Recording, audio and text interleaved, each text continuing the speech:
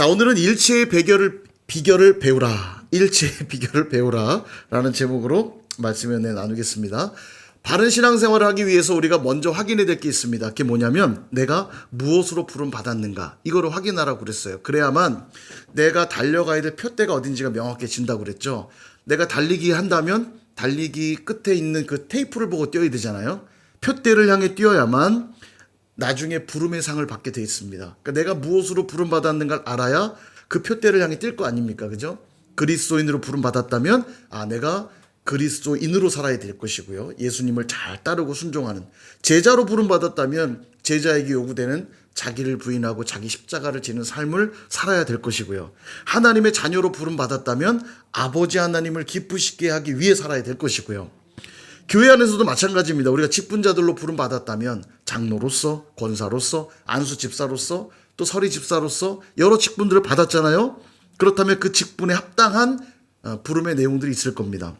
여러 사역의 내용들로 또 부름 받았죠. 오늘 나온 분들처럼 교사로 부름 받았다면 아이들을 어떻게 가르쳐야 할지, 사역자로 부름 받았다면 어떻게 해야 될지, 찬양 인도자로, 싱어로, 악기로 부름 받았다면 또 그에 합당한 내용들을 살아내야 될 겁니다. 그죠? 사진 하나 보여주시면요. 플로렌스 체드윅이라고 하는 미국 수영선수입니다. 미국 수영선수신데 이분이 세계 최초로 영국 해협을 왕복 헤엄치는 기록을 세웠어요. 영국 해협이 어디냐면 영국하고 프랑스 사이의 그 바다를 영국 해협이라 하는데 거기를 이제 왕복해 건너는 기록을 세운 거죠. 우리나라도 일본하고의 그 한국과 일본의 해협이 대한해협이라고 그러잖아요. 그죠? 옛날 우리 조오련 선수, 지금 돌아가신 조오련 선수가 거기 대한해협을 걷는 기록을 가지고 있잖아요. 이분이 그 영국 해협을 건너고는 그 이듬해 미국 캘리포니아의 그 롱비치라고 하는 이 항만 도시가 있거든요. 롱비치에서 그 앞에 카탈리나라고 하는 섬이 있어요. 거기까지 거리가 약 한 35km쯤 된다는데 그 카탈리나 섬까지 또 횡단을 하겠다고 선언을 하게 됩니다. 그리고 이제 횡단하게 되니까 많은 기자들이 이제 몰려서 이제 본 거죠. 그리고 해협을 시작하는데 바다 수영을 시작했는데 그날따라 짙은 안개가 들이오게 된 겁니다. 그래서 짙은 안개와 추운 날씨에 고전을 하다가 도저히 안 되겠다. 앞이 보이지 않으니까 도저히 안 되겠다는 생각에 포기를 하고 배에 오르게 돼요. 배에 오르고 보니까 이게 총 16시간 정도 걸린대요. 근데 15시간 수영을 하고 배에 오르고 보니까 롱비치가 800m밖에 남지 않았던 거예요. 그러니까 거의 다 완주했는데 보이지 않는 그 안개에 대한 두려움, 공포 때문에 포기를 한 거죠. 기자들이 묻는 거예요. 왜 실패했다고 생각하십니까? 그랬더니 두려움도 아니고 또 추위도 아니고 안개 때문이었습니다. 더 정확하게 말하면 목표를 잃었기 때문이다. 이제 그렇게 대답을 한 거죠. 그리고는 이제 2달 뒤에 심기일전하고 다시 한번 도전을 합니다. 근데 공교롭게도 그날 동일하게 안개가 많이 꼈음에도 불구하고 어떻게 됐을까요? 체드윅 이분이 이제 완주를 하게 돼요. 기자들이 또 와서 묻는 거예요. 이번에는 어떻게 성공할 수 있었습니까? 그랬더니 여전히 앞이 보이지 않았지만 내 마음속에 목표를 계속 그리고 있었습니다. 그러니까 목표에 도달할 거라고 하는 그 생각 때문에 성공했다는 거예요. 우리에게 주는 교훈이 분명히 있습니다. 우리도 살면서 보면요. 사람과의 관계 문제, 재정 문제, 진로 문제, 여러 가지 문제들이 우리 앞에 딱 놓이는 순간 안개처럼 목표를 잃어버리는 일들이 생겨요. 그 문제가 마치 전부인 것처럼 포기하거나 표류하는 일들이 생길 수 있다는 거예요. 그러나 그 순간에도 우리가 잊지 말아야 될 건 뭐냐? 오늘 내가 하늘 시민권자로 부름받았다는 것. 내가 천국 백성으로 부름받았다고 하는 이 부름의 자리, 그 표대를 향해 우리는 나아가야 될 필요가 있습니다. 그러므로 여러분, 이 세상 가치에 함몰되지 않으시기를 바랍니다. 세상을 등지라는 뜻이 아니에요. 세상 가치가 인생의 우선순위 되게 하지 말라는 얘기입니다. 도리어 나를 부르신 그 주님의 부르심에 합당하게 살아내기 위해 힘쓰라는 거예요.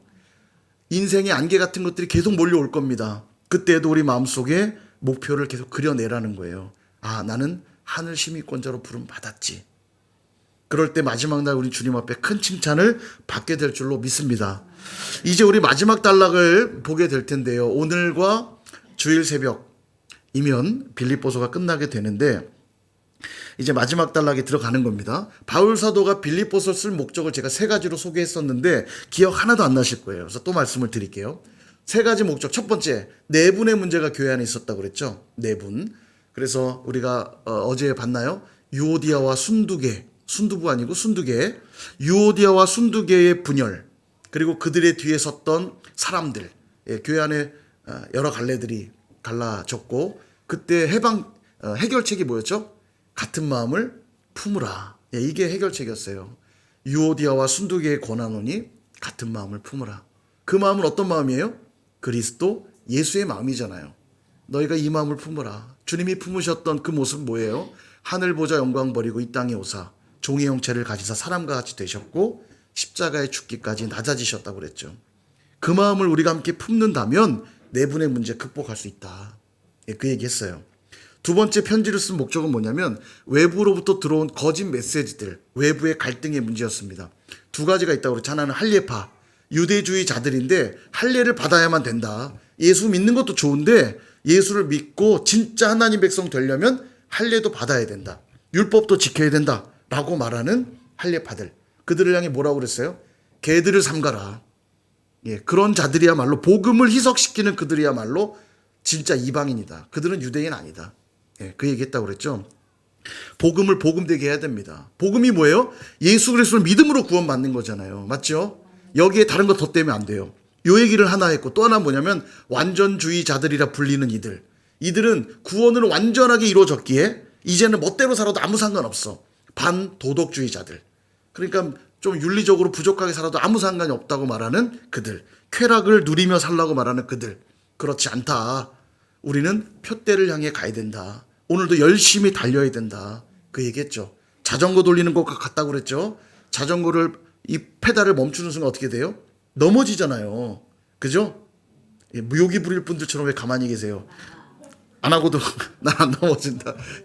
바퀴를 안 굴리면 넘어지는 거예요.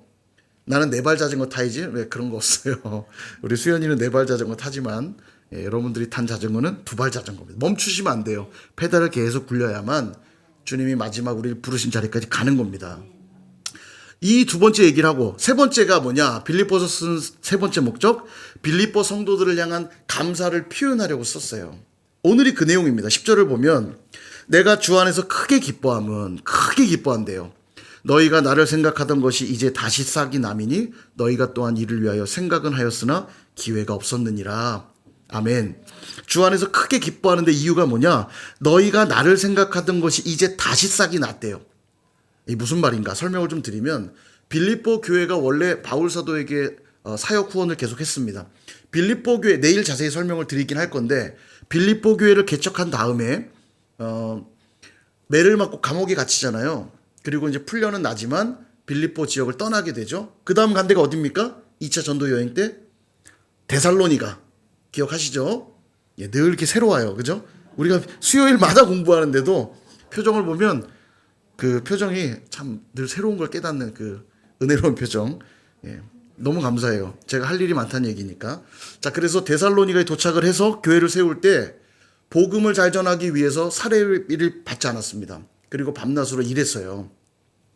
천막 치는 일들을 하면서 이제 생업을 병행하면서 복음을 전했거든요. 그러니 당연히 생활비와 사역비가 부족하지 않겠습니까? 근데 이때 빌립보 교회가 사역을 후원해요.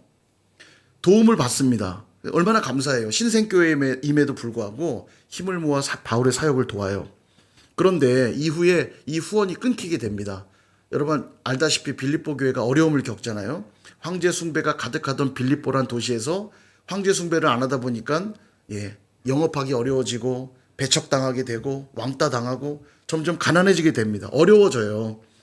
가난과 핍박이 계속 되다 보니까 돕는 게 어려워졌습니다. 근데 이후에 바울 사도가 로마에 가택연금 되었다는 소식을 듣고 이 일로 많은 교회들이 많은 사람들이 바울을 향한 지원을 끊습니다. 뭐 여러 이유가 있었겠죠. 근데 그 중에는 뭐 바울이 로마의 감옥에 갇혔으니까 더 이상 지원하면 안 된다는 의견도 있었을 것이고 여러 지원들이 끊겨요. 그때 빌립보 교회가 바울의 이 로마에 갇혔다는 소식을 듣고는 돕게 되죠. 에바브로디도를 보내고 후원을 도와요. 즉 그 얘기하는 거예요. 다시 싹이 났다라는 얘기는 그동안 여러 가지 이유로 지원하지 못했지만 일부러 안 한 게 아니었어요. 기회가 없었다 이렇게 말하죠. 그러니까 너희들이 의도적으로 한 게 아니라 어렵기 때문에 그럴 수밖에 없었으나 다시 싹이 났기 때문에 너희들의 후원이 다시 있었기 때문에 내가 너무너무 크게 기뻐한다. 그 얘기를 하고 있는 겁니다. 참 귀하죠. 여전히 빌립보 교회 어려웠지만 바울이 힘든 상황에 있는 걸 알고는 다시 또 돕기로 결정을 합니다. 보세요. 이 예루살렘에서도 옥살이를 한 2년 했거든요. 가버나움에서도 2년 동안 옥살이를 했고 배를 타고 로마에 도착해서도 2년간 가택연금이 됐어요. 근데 지원은 끊겼고 스스로 생업을 할 수 없는 상황에 놓였으니까 얼마나 어려웠겠습니까? 바울 사도가. 되게 어려웠는데 이때 빌립보 교회가 도와준 거예요. 그러니까 빌립보 교회를 생각할 때 크게 기뻐할 수밖에 없겠죠. 얼마나 감사했겠습니까? 그죠? 근데 이때 바울 사도가 되게 중요한 얘기를 합니다. 11절. 내가 궁핍함으로 말하는 것이 아니니라 어떠한 형편에든지 나는 자족하기를 배웠노니. 아멘. 이게 뭐냐면 모두가 내게 다 등 돌린 상황에서 너희가 내게 후원을 다시 해 주어서 너무 기쁘고 감사한데, 그런데 내가 궁핍했기 때문에 너희들이 지원한 그 지원으로 인하여 기뻐하는 게 아니라 어차피 나는 자족하기를 배웠어. 그 얘기예요. 그 뭔 소리냐면 잘못 들으면 교만하게 들립니다. 이런 거예요. 너희가 후원을 해주든지 말든지 난 상관없어. 어차피 난 자족하기를 배웠고 하나님이 치워주실 거니까. 그러니까 내가 궁핍한데 너희들이 도와준 것 때문에 내가 지금 기뻐하는 게 아니야. 나는 자족하기를 이미 배웠거든. 이 말 되게 교만하게 들리죠. 근데 이제 그런 뜻이 아닙니다. 도리어 그 반대예요. 그 의미는 제가 마지막에 설명드릴게요. 그 전에 먼저 생각해 볼 게 있는데, 이 자족하기를 배웠다는 말이 뭔가입니다. 자족하기를 배웠다. 자족이란 말을 좀 다른 말로 쉽게 바꾸면 만족이란 얘기죠. 만족. 근데 이 자족이라고 하는 헬라어 단어가 두 개의 단어가 합성돼서 만들어진 단어거든요. 어떤 뜻과 어떤 뜻이 합쳐졌냐면 시작하다라는 단어랑 다스리다라는 단어가 합쳐져서 만들어진 단어입니다. 이 자족이요. 그러니까 합쳐보면 시작하여 다스리는 것. 이게 자족이에요. 무슨 말인지 모르겠죠? 쉽게 풀어드리면 스스로 주도하다. 혓바늘이 돋아갖고 이게 계속 발음되는 말이에요. 스스로 주도하다 이런 뜻이에요. 스스로 주도하다. 다시 말해 자족이 뭐냐? 스스로 주도하여 만족하는 상태, 그게 자족이에요. 그러니까 환경이나 다른 사람에 의해 만족하는 게 아니라 스스로 주도하여 만족하는 상태. 좀 더 신앙적으로 정리를 해드리면 믿음의 사람은 다양한 상황에 놓이지만 그 상황 때문에 이랬다 저랬다 하지 않고 능동적으로 그 상황들을 딱 받아들이고 해석하여 감사하고 만족한다는 뜻이에요. 그러니까 가난해도 문제가 없어요. 풍부해도 문제가 없어요. 왜냐하면 믿음의 눈으로 왜 하나님이 이때 나를 가난하게 두셨는지, 왜 이때 하나님 나를 풍족하게 두셨는지 믿음으로 해석하기 때문에 그 모든 상황에 대해 자족하게 된다는 거예요. 실제 바울사도 얼마나 고생했습니까? 죽을 위기 여러 번 넘겼고요. 배고픈 상황, 가난한 상황, 풍부한 상황, 여러 상황들에 다 처했는데 그 모든 상황들을 통해 뭐를 배웠다? 자족을 배웠다는 거예요. 그러므로 바울사도만 배우면 되는 자세죠, 이건요. 우리랑은 상관없죠. 우리에게도 필요하다는 얘기예요. 그죠? 그럴 때 어떤 일이 벌어지냐. 13절 같이 한번 읽어볼까요? 시작. 내게 능력 주시는 자 안에서 아멘. 자족하기를 배웠기 때문에 이 고백할 수 있는 거예요. 내게 능력 주시는 자, 예수 그리스도죠. 내게 능력 주시는 예수님 안에서 나는 모든 것을 할 수 있다. 여러분, 이 말이 전지전능해졌다는 뜻이 아니에요. 난 이젠 하늘도 날 수 있고, 나는 이제 바다에 들어가도 나와서 숨만 쉬어도 바닷속에서 살 수 있고, 이런 얘기가 아니라 내가 모든 걸 할 수 있다는 이 말은 어떤 상황에서도 어떤 조건에서도 믿음을 가지고 나는 이제 능동적으로 대처할 수 있는 실력을 갖추게 되었다, 이 말이에요. 어떤 상황 어떤 조건에서도 나는 자족할 수 있으니까 감사하고 기뻐할 수 있다. 그러므로 그리스도인들에게 자족은 얼마나 중요한 모습입니까? 그런 의미에서 자족하기 위해 어떻게 해야 되는가, 제 세 가지로 정리를 할까 합니다. 첫 번째는 배워야 돼요. 나는 자족하기를 배웠노니 이렇게 말씀하죠. 자족은 어느 날 갑자기 되어지는 게 아닙니다. 배워야 해요. 그러니까 신앙생활을 20년, 30년 했다고 되는 게 아니라 신앙생활을 하면서 배운 자들이 할 수 있는 일이에요. 근데 이 배움은 지식적인 배움이 아닙니다. 책 펴놓고 공부하라는 뜻이 아니라 경험을 통해서 배우는 그런 배움이요. 그러니까 많은 시간을 요하게 되겠죠. 여러분, 그래서 우리 삶엔 우연이란 없어요. 세상은 운명이란 이름으로 자신의 삶에 수동적으로 대처하지만 그리스도인들은 다릅니다. 우리에게 허락되는 모든 상황과 환경들은 능동적으로 배우고 훈련하는 시간이라는 거예요. 무엇을 훈련하죠? 자족하기를 훈련하는 겁니다. 자, 그럼 질문해 볼게요. 선일교회에 지금 어려운 문제들이 있죠. 우연일까요? 하나님이 주신 특별한 상황일까요? 예. 오늘 말씀대로라면 하나님이 주신 특별한 상황인 거예요. 누구만 이걸 깨달을 수 있냐면 믿음의 눈을 들어 능동적으로 대처하는 이들에게만 왜 하나님 우리에게 이런 상황을 주셨는가를 해석할 수 있는 힘이 생기는 겁니다. 그럴 때 자족하게 돼요. 어려운데도 감사하게 되고 어려운데도 기뻐하게 되는 거예요. 이게 돼야 된다는 얘기예요. 좋을 때 감사하는 거 누구나 해요. 그거는 신앙과 상관없어요. 기분 좋을 때 기뻐하는 거 누구나 하는 거잖아요. 그러니까 하나님이 우리를 훈련하기 위해 주실 때는 대부분 어려운 문제들과 함께 주실 때가 많아요. 그때 우리는 믿음을 가지고 능동적으로 배우고 훈련해야 된다는 거예요. 뭐를요? 자족하기를. 그럼 왜 그래야 되는가? 왜 자족하는 걸 훈련해야 되는가? 두 번째입니다. 비결을 깨닫기 위해서입니다. 비결을 깨닫기 위해. 12절 후반부를 보면 일체의 비결을 배웠노라 이렇게 말씀하죠. 비결. 자, 다른 말로 하면 비밀이라는 뜻이에요. 비밀. 일체의 비밀. 좀 더 강렬한 단어를 제가 써볼게요. 신비라는 단어입니다. 신비.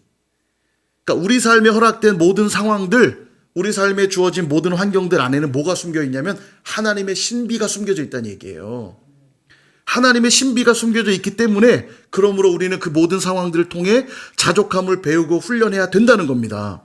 왜냐하면 그 안에 하나님의 신비가 숨겨져 있거든요. 그러니 그 신비를 발견할 때 나타나는 게 뭐예요? 자족. 그게 자족인 거예요. 와, 그래서 하나님이 이런 상황 주셨구나. 이게 깨달아지니까 그다음 뭐가 나오냐? 감사, 기뻐요. 예. 요즘 제가 이걸 조금 경험하는 것 같아요. 선일교회 상황이 분명히 어렵습니다. 답이 사실은 없어요. 인간적으로는 답이 없는 어려움이라고 저는 생각이 드는데 요즘 계속 제 안에 막 이 상황들에 대한 감사와 기쁨의 마음을 자꾸 주세요. 내년에 막 좋아질 것 같은 막 기대가. 오늘 우리 수아 졸업식이 있어서 수아, 주원이, 나윤이 오늘 다 졸업했거든요. 그래서 이제 가서 아이들하고 사진도 찍고 조그만 선물도 주고 했는데 보니까 이제 홍영표 의원도 오고 그다음에 임지훈 그 시의원도 오시고 다 이제 왔어요. 이제 선거철이 다가오니까 이런 데 안 빠지고 지금 다니시는 것 같아요. 왔는데 제가 와서 좀 아쉬워서 홍영표 의원 딱 저랑 눈이 마주쳤는데 저한테 인사를 하더라고요. 그래서 제가 좀 아쉬워서 딱 붙잡고 여기 이거 언제 빨리 할 거냐고 좀 따졌어야 되는데 첫 눈이 마주칠 때 떨렸어요. 국회의원이라. 그래서 그냥 인사하고 보내고 또 임시훈 의원하고 인사하면서 교회 다시 한번 방문하시겠다고 지난 주일에 왔다 그냥 가셨잖아요. 못 마주치고. 그래서 나중에 한 번 더 오신다고 했는데 여기도 이제 우리 이제 진행이 되고 있잖아요. 그죠?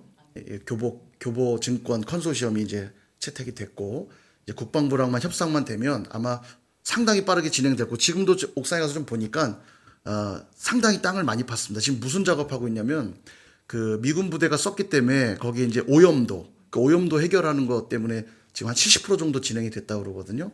그래서 상당히 그 부분들 이제 남은 부분들을 해야 되니까 진행이 되고 있어요. 그러니까 이제 일이 착착착 진행이 될 것 같아요. 국방부랑 땅에 대한 협상만 다 끝나면 상당히 빠른 속도로 진행이 될 것 같고 뭔가 하나님이 선일교회를 중심으로 시계를 돌리고 있다라는 생각이 제 안에 믿음이 확 들어옵니다. 그래서인지 모르지만 하여간 어떻게 해결될지 몰라도 하나님이 지켜보고 계시고 인도하고 계시는구나 하는 생각들이 드니까 분명히 지금 이 문제의 답은 잘 모르겠지만 어렵지만 감사하는 마음들이 자꾸 올라오고 기뻐하는 내년이 그래서 전 너무너무 기대돼요. 주제도 마침 비상하여 비상하라. 뭔가 막 하늘 높이 솟구칠 것 같아요. 예, 여러분 목표를 줄 땐요 반드시 하나 이루십니다. 반드시 이루시는데 누구만 경험하냐면 믿음으로 반응하는 이들만. 예, 그러니까 100명이 있다고 100명이 다 경험하는 게 아니라 그 안에서도 믿음으로 반응한 사람만 경험하는 거예요. 그래서 아무튼 너무 감사해요. 하나님의 신비가 우리 삶에 숨겨져 있기 때문에 우리가 그 신비를 깨닫기 위해서 배워야 되고 훈련하고 그럴 때 우리는 자족하게 되는 겁니다. 믿으시길 축복합니다. 그것이 그리스도인의 능력이에요. 그러니까 어떤 상황에도 그리스도인들은 내게 능력 주신 자 안에서 내가 모든 걸 할 수 있다 고백하는 거예요. 다만 이것이 우리의 노력으로 되는 건 아닙니다. 그래서 세 번째가 되는 거예요. 그리스도 안에 거해야 된다는 거예요. 나의 노력으로 이루라고 말씀하고 있는 게 아닙니다. 그리스도 안에서만 되기 때문에 그리스도 안에 거해야 되는 거예요. 무슨 말이냐? 매번 내게 주어진 그 환경, 조건, 상황 속에서 어디로 나아가야 되냐면 내 열심, 내 노력으로 해보라는 게 아니라 그리스도께 나아가라는 거예요. 매 환경과 조건과 환경 속에서 다시 주님 말씀 앞에 서고 다시 주님 앞에 엎드려 기도하고 다시 주님께 예배할 때 그 안에 감춰져 있는 신비를 우리는 발견하게 되는 것이고, 그러므로 뭘 하게 돼요? 자족하게 되는 거예요. 일체의 비결을 배웠노라. 우리도 이 고백하는 겁니다. 그리고 그리스도 안에서 내가 모든 걸 할 수 있다. 이 고백하는 겁니다. 자, 이제 처음 드렸던 그 질문에 답을 좀 드릴까 합니다. 질문이 뭔지도 금방 까먹으셨죠? 지금 바울이 교만해서 내가 궁핍해서 궁핍한 가운데 있는데 너희들이 후원금 보내줘서 내가 기뻐하는 게 아니야. 나는 자족하는 걸 배웠거든. 예, 이 말이 교만해서 한 말이 아니란 얘기하는 겁니다. 왜 교만한 말이 아닌가? 그 설명을 드리는 거예요. 여기에는 깊은 감사가 담겨 있습니다. 무슨 말이냐면 돕는 사역을 하는 것이든 또 복음을 위해 복음을 증거하는 사역을 하는 것이든 이 모든 것이 이루어지기 위해서 물질도 필요하죠. 시간도 필요하죠. 힘도 필요하죠. 능력도 필요하죠. 이 모든 걸 공급하는 분이 하나님이라는 고백하는 거예요. 그래서 자족할 수 있다는 말인 거예요. 그러니까 우리의 공급처가 하나님이심을 기억하자. 바울 사도는 지금 그 얘기를 하고 있는 거거든요. 이 굉장히 중요한 관점인데 하나님이 우리의 공급처라는 사실을 알게 되면 감사의 내용이 이렇게 됩니다. 자, 바울의 입장에서 한번 생각해 볼게요. 당연히 도와준 빌립보 교회를 향해 감사하는 것 뭐 당연하죠. 너무 당연한데 지금 바울의 감사는 빌립보 교인들을 향한 감사 정도가 아니라 그들에게 소원하는 마음을 주어서 이 일들을 할 수 있도록 인도하신 하나님께 감사하고 있다는 얘기를 하는 거예요. 빌립보 교회 입장도 한번 생각해 볼게요. 우리가 한 것이 아니라 우리에게 이 일을 할 수 있도록 물질을 주시고 또 섬길 수 있는 마음을 주신 하나님께서 하신 일이기에 그들은 나누고 있으면서도 감사하게 된다라는 거예요. 그 관점을 지금 얘기하고 있는 거예요.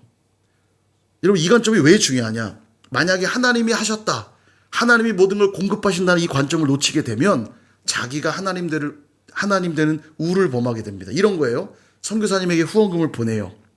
그리고 교회가 생색내기 시작합니다. 선교사들어 들어오세요. 나가세요. 보고하세요. 예, 자꾸 주도권을 주려고 그러죠. 마치 교회가 선교사님의 목줄이라도 쥐고 있는 것처럼 내가 돈줄을 쥐고 있으니 우리 교회한테 잘 보이십시오. 여러분, 전혀 복음적이지 않아요. 이건요. 후원할 수 있도록 재정을 허락하셨고 후원할 수 있는 마음을 주신 분은 하나님이시니까 도리어 나누고 후원하면서 감사해야 되는데 이 관점이 없게 되면 생색을 내기 시작하는 겁니다. 사역자도 마찬가지예요. 사역자도 마찬가지예요. 후원을 받았다고 해서 후원처에 위축될 필요가 없어요. 그 후원은 누가 해주신 겁니까? 하나님이 하신 거니까. 물론 당연히 후원해 준 분들에 대한 감사가 있어야죠. 그리고 사역의 내용에 대해서 그들과 함께 나누는 거 필요합니다. 그러나 그들의 눈치를 보면서 사역할 필요는 없다는 거예요. 왜냐하면 하나님이 공급해 주셨으니까. 하나님이 원하시는 사역을 해야죠. 양쪽이 다 이 합이 맞을 때 주는 이도 받는 이도 나타나는 태도가 자족인 거예요. 나누면서 감사하게 되는 것이고 받으면서 감사하게 되는 거예요. 예, 이게 하나님으로부터 공급 받음에 감사하고 반응하는 모습이라는 겁니다. 바울이 지금 그 얘기하고 있는 거예요. 여기서 한 걸음 더 나아가서 자족의 얘기를 하고 있는 이유가 또 있습니다. 빌립보 교회를 향한 배려가 여기 묻어 있는 건데 빌립보 교회가 사실 넉넉한 교회가 아니었어요. 어려운 교회였거든요. 그러니까 너희가 혹시 또 어려워져서 나를 후원하지 못한다 해도 미안하지 않아도 돼. 난 이미 자족하기를 배웠거든. 지금 보내준 것도 난 너무너무 고맙지만 나는 괜찮으니 하나님이 다른 경로로도 날 도와줄 수 있으니 부담 갖지 말아라. 너무 걱정하지 말아라. 그 얘기까지 하고 있는 거예요. 이건 주일 새벽에 제가 또 말씀을 드릴 거예요. 실제로 더 후원하지 않아도 된다는 이야기의 뉘앙스를 말씀하고 있어요. 다음 구절에. 알았거든요. 바울도. 이 얼마나 아름다운 모습입니까? 빌립보 교회 나도 어려우니까 더 후원해달라고 얘기하고 있지 않고요. 교회가 어려운 거 내가 아니까. 지금도 풍족하니 에바브로 디도를 통해 보내준 그것도 이건 새벽에 다음 본문에 나와요. 집에 가서 한번 예습 읽어보시오. 우리 선일교회 딱 주시는 말씀이에요. 교회가 많이 어렵겠지만 지금도 나는 풍족하니 너희들이 혹시 후원하지 않아도 나는 괜찮아. 난 자족하는 거 이미 배웠거든. 일치의 비결을 배웠거든. 너희들도 그 일치의 비결을 배웠으면 좋겠다. 너희들도 지금 많이 어렵지? 그러나 그 안에는 또 하나님의 신비가 숨겨져 있으니까 불평하지 말고 어려워하지 말고 자족하는 법을 배웠으면 좋겠고 그 안에 숨겨져 있는 신비를 깨달았으면 좋겠다. 그 얘기까지 하고 있는 거예요. 이게 교만한 얘기가 아닌 거죠. 놀라운 깊은 감사의 고백이 들어있는 거예요. 지금도 풍족하게 보내준 거 너무 감사하고 또 이후에 혹시 너희들이 후원해주지 않아도 괜찮아. 이미 난 너희들로부터 충분한 사랑을 받았기 때문에 난 괜찮아. 그러니까 너희도 나를 본받았으면 좋겠다. 어렵고 힘들지만 일치의 비결을 배워라. 얼마나 귀한지요? 여러분 잊지 말아야 할 한 가지. 절대로 후원은 인간적인 마음으로 이루어져서는 안 됩니다. 후원을 받는 자들은 하나님의 공급하심을 믿고 믿음으로 사역해야지 인간적인 방법을 자꾸 동원하면 안 돼요. 저도 선교지에 있어 봤습니다만 선교지에 있으면 일단 활동 반경이 되게 좁아질 수밖에 없어요. 그리고 생활이 제한될 수밖에 없잖아요. 다양한 사람들을 만날 수 있는 것이 아니기 때문에 누군가의 도움이 절실할 때가 참 많고요. 정말 그랬던 저는 이제 교회에서 사역했음에도 불구하고 교회가 많이 어려웠기 때문에 저도 사례비를 제대로 못 받을 때가 많았어요. 그러니까 당장 이번 주에 남은 돈이 막 10,000원, 20,000원 이럴 때가 많았거든요. 헌금할 돈도 없는 거예요. 그러니까 이거 다 헌금하면 먹고 살 게 없는 거고 막 이런 상황들에 놓일 때가 많아요. 근데 이때 인간적인 방법을 자꾸 동원하면 안 된다는 겁니다. 그럴 때조차도 하나님이 공급하심을 믿고 반응할 필요가 있어요. 후원을 하는 이들도 마찬가지입니다. 후원을 하고 있다고 해서 주도권을 쥐고는 이래라 저래라 사역을 좌지우지해서도 절대 안 되는 겁니다. 근데 한국교회 그런 교회들 적지 않습니다. 선교사님들 조금 후원하면서 보고 똑바로 안 한다고 막 물론 보고 잘 할 필요가 있어요. 근데 사역적 특성상 보고가 정기적으로 되지 않을 때도 있거든요. 근데 막 그런 거 갖다가 사역 지원금 끊어버린다고 이딴 식으로 하면 끊어버린다고 그러고 들어와라 나가라 막 그러면 안 된다는 거죠. 우리의 공급처는 하나님이세요. 그러므로 모든 성도는 뭐를 배워야 되냐면 자족하기를 배워야 합니다. 왜냐하면 누가 채우시니까요? 하나님이 채우시니까. 그 안에 우리 상황은 분명 녹록지 않지만 그 안에 담겨있는 일치의 비결을 배워야만 해요. 다시 말해 하나님을 믿는 믿음 가지고 내 앞에 놓인 그 상황을 능동적으로 대처해 나가야 된다는 겁니다. 다만 배워야 하고 훈련하라는 이 말은 단기간에 이루어지지 않는다는 뜻이죠. 끊임없이 도전하고 연단하고 훈련하라는 뜻입니다. 그러므로 매 순간 자족하기를 배우시고 일치의 비결을 배우실 수 있기를 축원드립니다. 무엇보다 저는 이 선일교회 정말 꼭 요구되는 모습이라고 생각해요. 우리 앞에 놓인 이 어려운 시간을 어떻게 바라볼 것인가. 너무너무 중요합니다. 그리고 이 상황에 우리가 어떻게 능동적으로 대처할 것인가. 이것이 너무 중요해요. 믿음으로 반응하셔야 됩니다. 믿음으로. 남일 보듯 하지 않기를 소망하고요. 이때 기도하면서 능동적으로 주도하며 교회를 세워가는 저와 여러분 다 되시기를 주님의 이름으로 축원합니다.